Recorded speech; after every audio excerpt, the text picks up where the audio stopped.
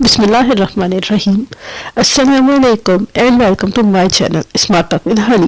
اس بار امید کے ساتھ کہ آپ سب لوگ بالکل خیر خیریت سے ہوں گے، خوش باش ہوں گے. ایک نئی ویڈیو کے ساتھ ہانی حاضر ہے. اگر آپ نے اب تک میرے چینل کو سبسکرائب نہیں کیا تو چینل کو ضرور سبسکرائب کر لیجیے، بیل آئیکن کو ضرور پریس کر دیجیے گا. بہت اچھی ویڈیوز کے لیے، ہسٹری کے لیے. دیوار چین قدیم چین میں تعمیر کی جانے والی ان دیواروں اور قلعوں میں سے ہے جسے تقریباً 500 سال قبل تعمیر کیا گیا تھا. اس کی لمبائی کے اندازے تقریباً 2400 کلومیٹر سے 8000 کلومیٹر کے درمیان لگائے جاتے ہیں. مگر سن 2012 میں چین کی وزارت برائے ثقافتی ورثہ نے ایک تحقیق میں انکشاف کیا ہے کہ یہ دیوار چین 21,000 کلومیٹر تک لمبی ہے. یہ دیوار دنیا میں اتنی مقبول ہے کہ ہر کوئی اس دیوار کے بارے میں جانتا ہے اور جاننا چاہتا ہے. مگر اس کے بارے میں بہت سے غلط مفروضے بھی موجود ہیں. جیسے امریکی خاکہ نویس رابرٹ رپلے، سب سے پہلے انہوں نے ایک غلط مفروضہ عام کیا کہ یہ دیوار چین چاند سے بھی نظر آتی ہے، اور اپنی ایک فلم میں انہوں نے دیوار چین کو انسان کا سب سے زیادہ طاقتور کام قرار دیتے ہوئے دعویٰ کیا کہ دیوار چین چاند سے انسانی آنکھ سے دیکھی جا سکتی ہے.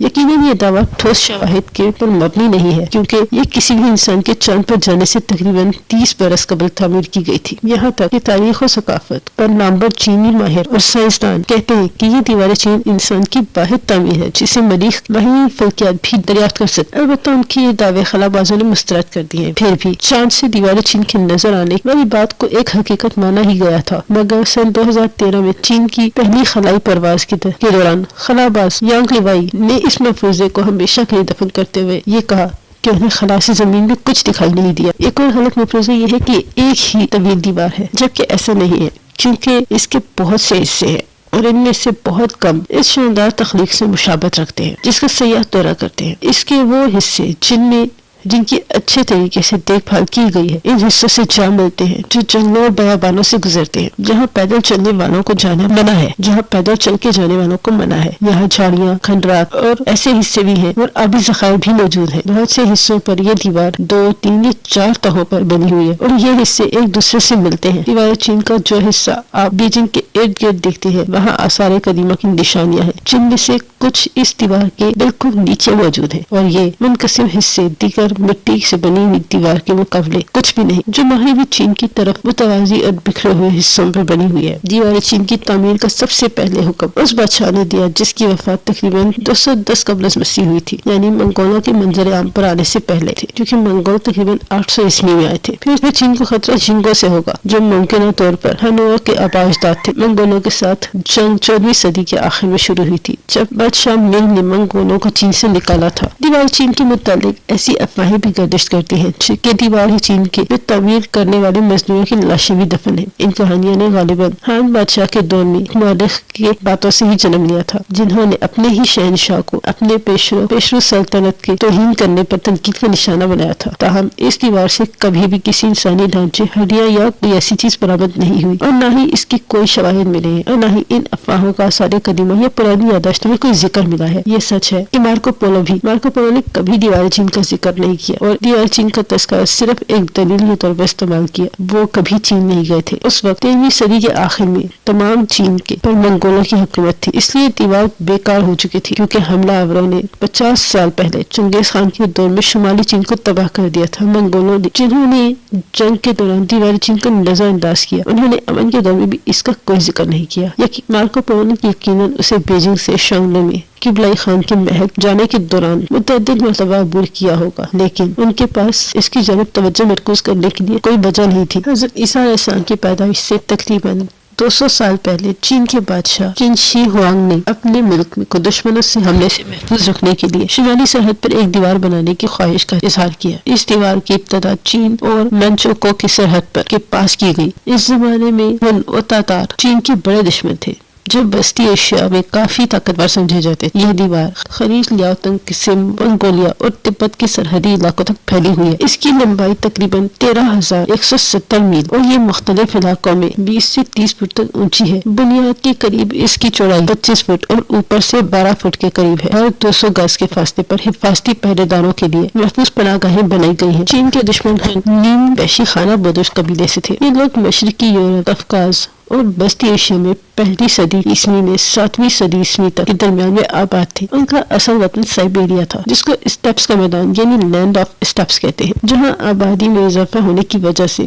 انہیں اپنے وطن میں خوراک ملنا مشکل ہو گئی، چنانچہ ان قبیلوں نے دوسرے علاقوں کا رخ کیا۔ ان کی ایک شاخ دریائے سیہوں کی طرف بڑھی اور دوسری شاخ دریائے اتل کے راستے یورپ میں داخل ہوئی، جہاں انہوں نے ایک وسیع حکومت قائم کی۔ ان کا سردار اٹلا، جس نے یورپ میں تباہی مچا دی۔ اٹلا کی موت سن 453 میں ہوئی تھی اور اس کی موت سے یورپ میں ہن مملکت کو زبردست صدمہ پہنچا اور ہن مملکت کا زوال شروع ہو گیا۔ تاتار قبیلہ منگولوں کے ایک قبیلے تاتا منگو سے منسوب جو شمال مشرقی گوبی میں واقع وسطی ایشیا کے رہنے والے تھے۔ رفتہ رفتہ ان کے نام عام منگولوں کے قبیلے کے لیے جن میں چنگیز خان کا قبیلہ بھی شامل ہو گیا استعمال ہونے لگا۔ ان کا وطن آج کل ترکستان کہلاتا ہے اور اس کے نواحی علاقے جن پر تاتاریوں نے قبضہ جما لیا تھا تاتاری کہلاتے ہیں۔ تاتاریوں کی اکثریت آج کل روس سائبیریا میں آباد ہے۔ ان لوگوں کو 13ویں صدی میں کے منگول حملہ آوروں کی اولاد سمجھا جاتا ہے۔ روس، ایران اور افغانستان کی سرحدیں جہاں آ کر ملتی ہیں وہاں تاتاریوں کی کثیر تعداد آباد ہے۔ یہ لوگ مذہباً مسلمان ہیں۔ تاتاری خانہ بدوش قبیلے کی صورت میں قبائل کی صورت میں صحرا میں پھرتے ہیں، لیکن اب باقاعدگی سے کھیتی باڑی کرتے ہیں۔ سلطان شمس الدین التمش کے زمانے میں جب تاتاریوں نے چنگیز خان کی قیادت میں سارے ایشیا میں قتل و غارت کا بازار گرم کیا تھا، جلال الدین خوارزم کے تعاقب میں تاتاری منگول افغانستان کو تباہ و برباد کرتے ہوئے پشاور تک پہنچ گئے۔ جلال الدین سلطنت خوارزم کا بادشاہ تھا جو تاتاریوں کے حملے کے وقت جان بچا کر سندھ بھاگ نکلا تھا۔ جلال الدین سلطان التمش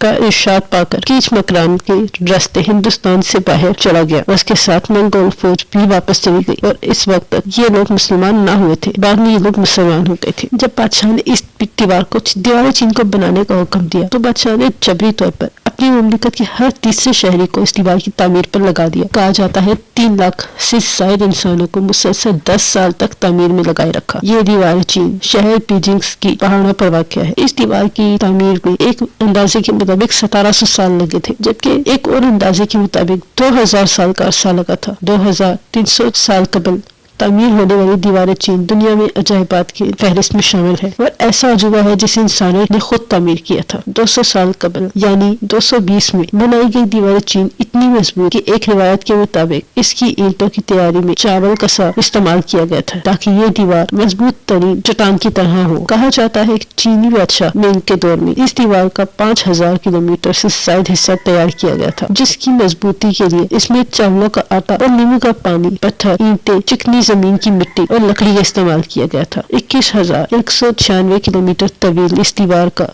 30% حصہ وقت کے ساتھ قائم ہو چکا ہے۔ اور یہ تھی آج کی انفارمیٹو ویڈیو پسند آئی ہو تو لائک ضرور کر دیجیے گا، چینل کو ضرور سبسکرائب کر دیجیے گا۔ بہت اچھی امیزنگ ویڈیوز ہسٹریز اور فیکٹس کے لیے۔